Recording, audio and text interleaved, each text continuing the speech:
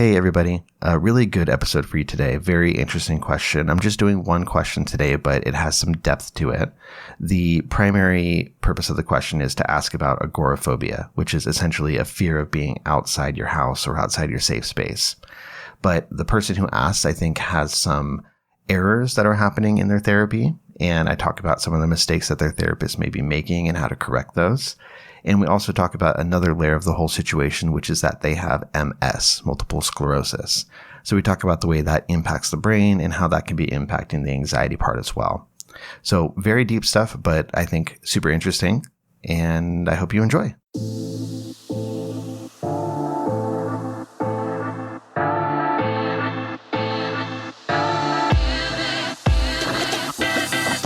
This is the Hardcore Self-Help Podcast. I'm your host, Dr. Robert Duff. I'm a clinical psychologist and a self-help author from Southern California. My goal is to make mental health content for real people, just like you. And in this show, I answer your questions or dive deep into topics related to life, psychology, mental health, relationships, and more. Please be aware that sometimes I use some spicy language, and I also don't shy away from sensitive topics, but I will try to give you a content warning whenever it's relevant. So if all this sounds good to you, let's get started. All right. Hello, friends of all varieties. This is episode 395. Thank you for joining me today. Don't forget, you can get the show notes for this episode at duffthepsych.com/episode 395. And if you want to send me a question, now is a great time to do so. You can use the contact form on my website or email duffthepsych@gmail.com. Either one is good. I want to let you know I am in the midst of going through sort of my career transition readjustment with my day job stuff. So some things may end up being in flux a little bit in the coming weeks. I'm kind of getting my official start in that for May 1st. So, if I end up disappearing for a week unannounced or something, gets kind of screwy in the interim, just know it's because of that. I'm probably going to have to adjust sort of when I tend to record and things of that sort. I also have been putting some serious thought into whether I might be interested in starting to do interviews on the show again. If you're a longtime listener, when I, not when I started, but earlier in the podcast, I had guests on, all sorts of guests, from therapists talking about, trauma to influencers to doctors talking about specific treatments, etc. Even people who have been through specific treatments. So it's something that I did enjoy in the past. It became very, very hard with my life and kids and things like that to find space and time and everything of that sort. But I'm feeling like maybe now I can get back into it a little bit, but I'm wondering if that would be interesting to you guys. So if you've been listening for a while, or if you're new, feel free to shoot me any of your thoughts about that through email or on social media, anywhere, just about the idea of potentially getting back to doing interviews. I would still be doing, Q&A and deep dives and stuff. It would just be in addition to those things and sort of sprinkled throughout. So I don't know, just a thought. Feel free to, shoot me a message or email if you have any opinions about it. But yeah, other than that, let's go ahead and just get into the question that I got for you today. Here it goes. It is a little bit longer, so bear with me on this one. It's a really good question, though. So it reads, "Hi, Dr. Duff. I've written in before, and you've been so helpful. I have a question about my agoraphobia. I've been agoraphobic for about 4 years now. I do not leave the house except for an infusion at the doctor every 4 weeks. I have MS, which lasts about 2 hours. I've been doing this for about 10 years. I'm 39 and able to do it. As far as leaving the house otherwise, I can ride in the car. I don't drive anymore. I get too anxious. And I can walk outside to get my mail alone. My question is, I've been working on this problem for the last 3 years. I'm in therapy. I'm on anxiety meds, been through many of them with no help, and I see a psychiatrist. I've tried to go into a store a few times, but I get panic and run out. My therapist wants me to get to the door, then leave, then go a little further, maybe inside, then leave, etc. But I'm just too embarrassed when people see me do this. I really thought one medication, Xanax, would help me at least go for a walk to my mom's house or to my primary doctor for a visit, but I just can't seem to do it. Is there anything else I can do? My therapist is great. It's more me that's the problem, not doing my homework or maybe not trying hard as I used to. I feel like I've become too comfortable with my agoraphobia. Is that a thing? I'm embarrassed to say that. How can I get motivated again? I've been with my boyfriend for 13 years and he basically takes care of me and doesn't push me. but he does praise me when I get the mail or go for a car ride. I feel horrible that I'm this way. I was not before. I developed a lesion on my, they wrote amygdala, but I think they mean amygdala, spelling, question mark, or near it, and became anxious overnight, and it has gotten horribly worse since it started, and I had an MRI.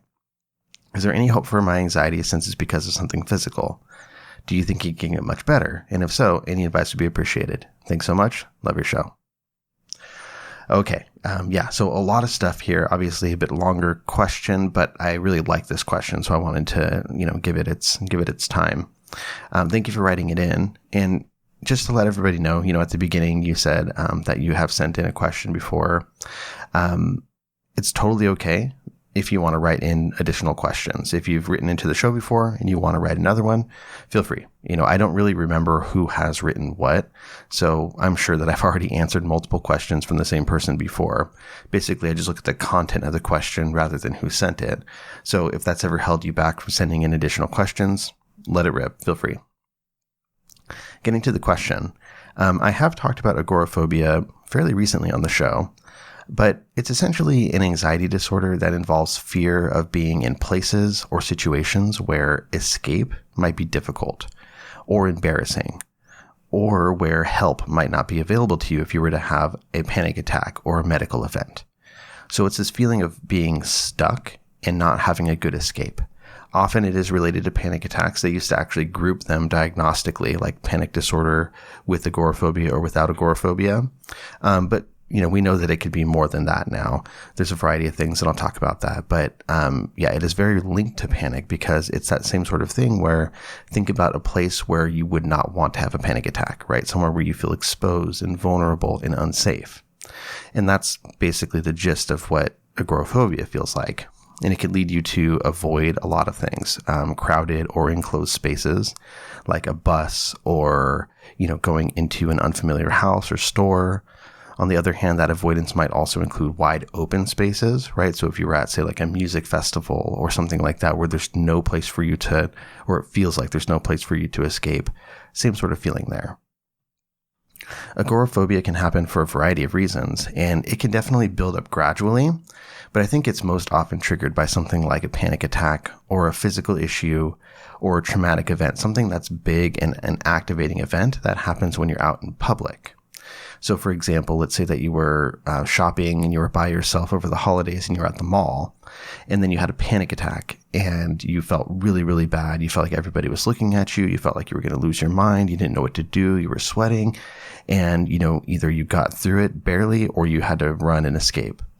And right, so let's say that happened, and then ever since then, that circle of comfort in terms of getting away from your house got smaller and smaller and smaller. And same thing could happen. Let's say you were walking around in the neighborhood, you got assaulted by somebody or sexually harassed in some sort of way. Same kind of thing that might make your comfort zone get smaller and smaller. It could also be triggered by something unrelated, right? Like if there was a terror incident or you lost a loved one and that just really, really hit you while you were out doing things, while you were in public. There's a lot of different things that can lead to agoraphobia, but the crux of it is avoidance. Right? With agoraphobia, you have this feeling of anxiety and dread in these public scenarios where your body is telling you that something bad's going to happen. And then you listen to your body. You say, oh, wow, yeah, something bad's going to happen. Let's avoid that. So you end up avoiding scenarios where there may very well not be any actual danger, but you listen to your body's cue telling you that there is danger. So when you do that, when you take that advice from your anxiety, it makes the anxiety stronger. I mentioned that circle of comfort getting smaller and smaller a moment ago, and that's definitely something that does happen here, where you have a vicious cycle where the anxiety leads to avoidance, which then makes the anxiety worse, which then leads to more avoidance and so on, right? It's kind of like the flip side of what happens with depression, where you have, low motivation or low energy, and then you start doing less, and that makes you more depressed, which makes you less motivated, and so on and so on. So it's another one of those shitty, vicious cycles. Obviously, I'm simplifying a bit here. There's a lot more to agoraphobia than just what I'm saying. Genetic factors, social anxiety can often play a component. But I do want to emphasize the fact that this can really, really disrupt your life. It can impact your ability to go to school or go to work, to get appropriate medical care. It can make it difficult to engage in healthy activities like exercising outdoors, socializing with other people. Most people that have agoraphobia are very frustrated with their limitations. It's not like they want to be this way. It's limiting. It's really hard. So, if you don't have agoraphobia or you've never really encountered it, please pay attention to the way that, the person who wrote in this question explained their limitations. They don't leave the house except for once a month for an infusion for their MS. They can get the mail alone. They can also ride in the car with somebody else but not drive. That's basically the extent of it. So, luckily we live in a world where there's still a lot of life that you can live from the confines of your home when it comes to interacting with other people virtually, getting things delivered, etc. But regardless, this is a serious limitation that just fundamentally changes the way that somebody lives their life. So, all that said, it's worth taking seriously. I want to go into the nuts and bolts of things here, but let's take a quick break and talk about our sponsor today. This episode is brought to you by OneSkin.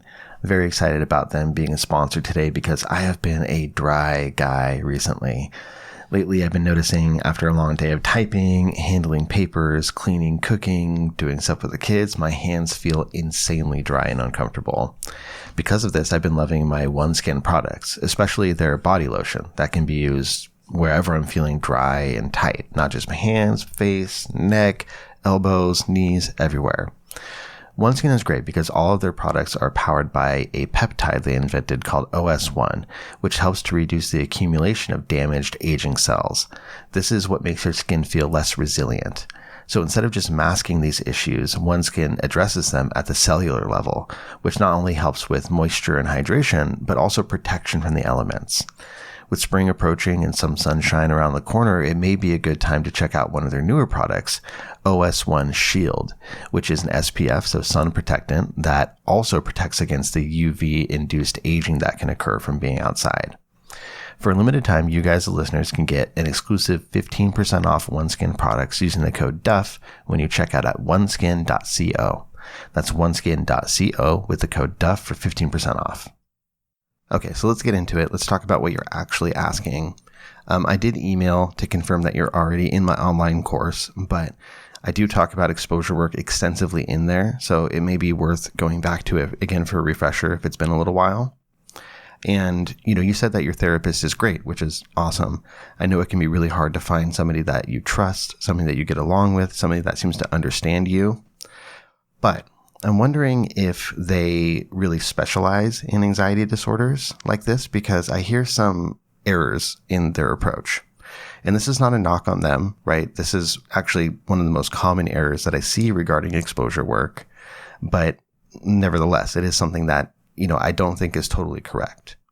So the method of going to the door of the grocery store and, sort of getting there or touching it and then leaving is actually something that may be more likely to make your anxiety worse rather than better. If you think about it, right? You're going to go to that door, you're going to touch it, or you're going to get there and open it and then exit. And so you're building up in your mind that anxiety, that anticipation the whole way there. The anxiety's raising, your body's telling you this is a bad idea, you shouldn't do it. Something bad's going to happen. You're going to be embarrassed. You're going to see somebody that you're not going to be able to do it, whatever. And it builds and builds and builds, but you push through, right? You're like, okay, I'm just going to do it. I'm just going to do it. You go, you touch that door, and then what do? You run away. You bolt. You're like, okay, I did it. Good. I'm done. So that essentially reinforces the idea that there was something dangerous about going to that door in the first place, right? Because you don't stay there. You don't linger. You get it done and you run away. So that's building it up. And in a certain way, you're giving that act of getting to the door more credit than you need to. Not to say it's not an accomplishment, but it's building it up to be something more than what it is. Another issue here is that going to the grocery store seems to be way outside your mastery level with agoraphobia, right? If you can't go further than the mailbox in your own neighborhood, the store is like going to ultra hard mode. So I don't see that being a really good place for you to be focusing right now. So what should you do instead? The error that I'm alluding to is duration, meaning the length of it. Exposure sessions, especially for agoraphobia, should be prolonged. I'm talking like 30 minutes, which is a long time, but there's a reason for it, right? You don't want a quick burst of anxiety followed by relief. You need to give your body time to work through the anxiety. You want it to start to come down naturally. And you need to prove to your body that the danger that you're imagining isn't real. It's not relevant. So instead of doing that boom, quick burst and then followed by running away from it, you need to sit with it and let it take its course. An example, let's say that you have a cold pool, right? A cold swimming pool, and you jump into it and then you immediately come out. You're like, whew, whew, okay, I'm done. Like technically, yeah, you did the thing. Okay, that is accomplishment. You got in the cold pool, but you didn't get any better at tolerating the cold pool, right? You didn't get any better at tolerating it. So instead, if you wade your way in gradually and then you stay in the pool for an extended period of time, your body starts to acclimate to it. And you actually can enjoy yourself in that pool eventually once you're used to it. So same thing here, right? We don't want that hit and back off. We want to get used to it and get better at it. There's also a whole structured protocol for this. The first thing you want to work on is self-regulating strategies for your anxiety, coping skills so that you can endure, a moderate amount of anxiety without having to run away, without having to avoid. And so learning those fundamental skills, whatever they might be for you, sets you up to succeed when you go into those exposure exercises, right? You're not going in there without any tools. So first you do that, much like if you're doing EMDR, right? You don't start with the, actual recollection of trauma. You start with the coping skills so that you can handle that later on. So after you get those skills and that ability to self-regulate, then you need to consider what your starting point is. And if we're talking about a scale from 1 to 10, where 10 is the most severe anxiety, we're looking for, say, a 6 or so, something that's uncomfortable for sure and a challenge, but not impossible for you, not totally unapproachable. The grocery store for you sounds like probably a 9 or a 10, which is why you're not even able to do it. So let's say that checking the mail is a 4 for you, right? On a 0 or 1 to 10 scale, it's a 4. So that's manageable. You're able to do it. It's not the most comfortable thing, but you can. What about walking around the block or walking down the street and back? What would that be? You said that walking all the way to your mom's house is too hard. So that would probably be 8, 9, something like that. So maybe walking around your block would be something like a 6. Walking up and down the street, maybe that would be a 6 out of 10. If you find that sweet spot, then what you want to do is spend extended periods of time doing that, right?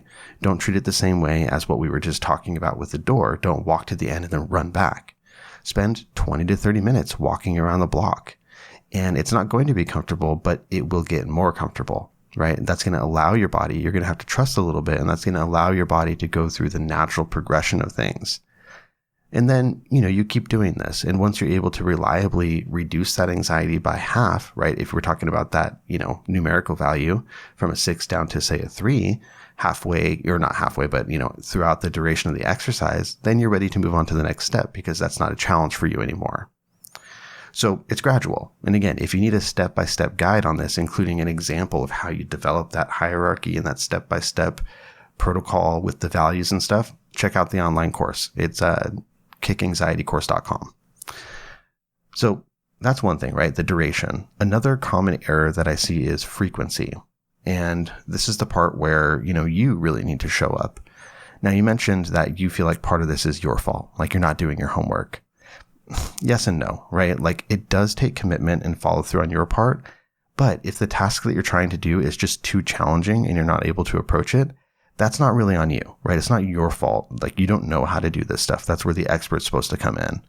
So, if you're able to find an approachable starting point, then that does go on to you a little bit to try to find some motivation to push and keep pushing.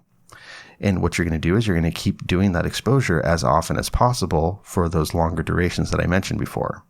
So let's say it's walking around the block 20 minutes per day, almost every day of the week. That's really what's going to get that needle to move, right? It's going to be pretty shitty the first time. You're maybe able to do it, but it's uncomfortable. Maybe you're going to stay at that 6 and it's not going to come down very much, but you keep doing it. And eventually it's not going to be as big of a deal for you. And then you're ready to step it up a notch.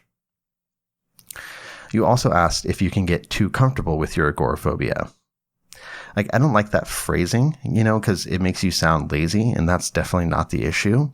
But agoraphobia is self-reinforcing, right? It is more comfortable to be at home. It is less exhausting and scary and just doesn't put you through the ringer as much to stay home instead of trying to do all these things. Everything is difficult for you outside. So, it can be very tricky to find the motivation to push against this when you're asking yourself to actively invite discomfort into your life. So I don't blame you for that. I don't blame you for this at all. That's why it's a mental health disorder. It sucks. But there is hope, right? There's a different approach here. There are different ideas, and you're not hopeless. I also want to point out you have a medical aspect of this, right? And yours is actually a really great example of how agoraphobia can start with a physical trigger. Let me briefly mention, MS, because not everybody is totally aware of what it is.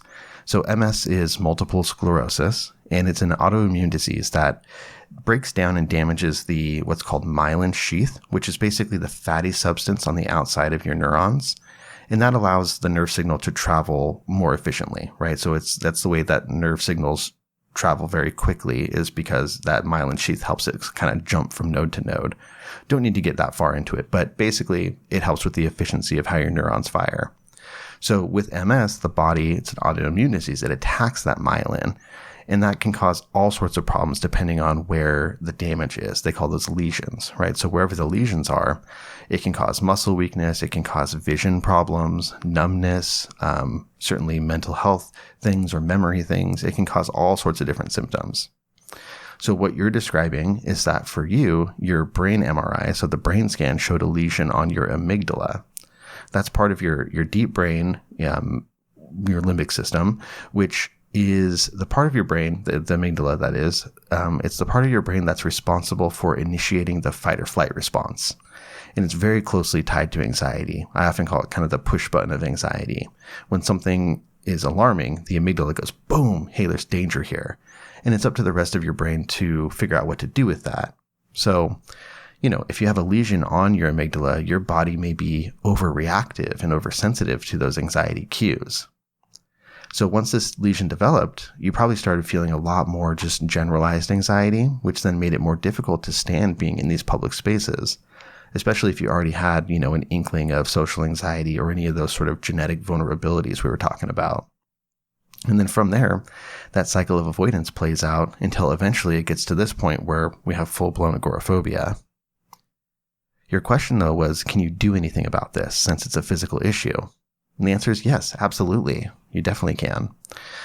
You certainly are, though, at a bit of a disadvantage, right? I'm not going to lie about that. If you do have a lesion on your amygdala that's making you more reactive, it puts you at a disadvantage compared to people that don't have that. But it certainly does not mean that you're hopeless. In fact, even taking the agoraphobia out of it, it may even be more essential for you with this particular issue to be engaging in things like relaxation techniques, movement like yoga, meditation, other types of physical activity. Even things like neurofeedback do have some modest research support for this. The idea would be to, work on your relaxation response and over time actually teach your amygdala to be less reactive. And you can do that. You can decrease the reactivity of your amygdala. It's been shown when you have something like, say, PTSD or other forms of chronic anxiety, your amygdala can actually grow in size and become overreactive. And the opposite can happen when you do things like these interventions that I'm talking about. You said that medications aren't very helpful. That's somewhat common, right? We're talking about more than just generalized anxiety here. So it can be really hard to find medications that do the trick for you, especially if it's, doesn't matter how much sedation you have, you're still going to run into these issues with the agoraphobia. But there are other avenues as well, like TMS, transcranial magnetic stimulation, that does have some research support, ketamine, which can be done at home now. So that's a whole other ball game for you, since you could do that from home if you wanted to. And all of these are options to cope and reduce that hyperreactivity of your amygdala. But really, the biggest impact is going to come from that exposure work that we've been discussing. When it comes to your boyfriend, that's a tough one, right? On one hand, it's nice to have him be a safe person, to just be a loved one. You don't want to get mad at him because he's trying to push you too hard. And so to keep those things separate can be good. On the other hand, sometimes that can veer into kind of enabling behavior where he's, not by any fault of his own, just because he cares about you, inadvertently reinforcing your anxiety by helping you avoid things.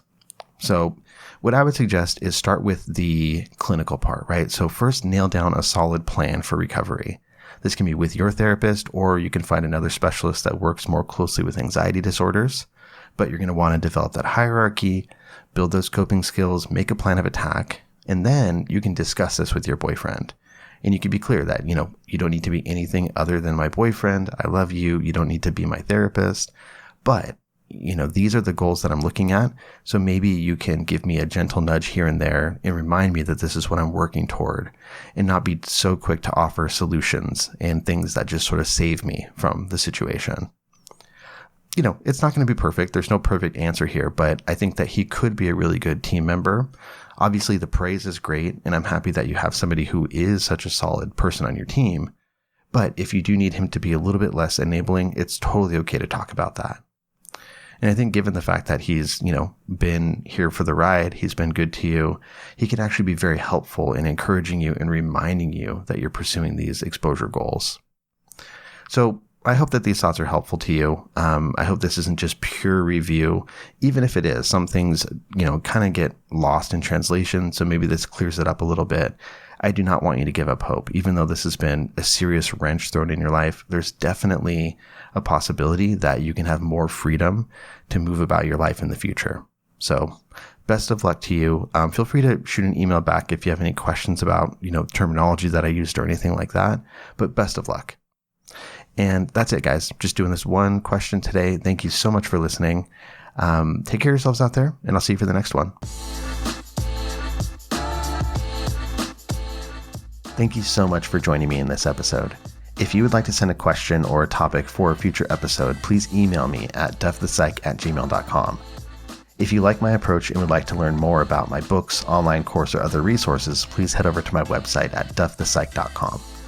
And lastly, it would mean so much to me if you would leave a review for the podcast wherever you listen to it, or share an episode with a friend. Until next time, you got this.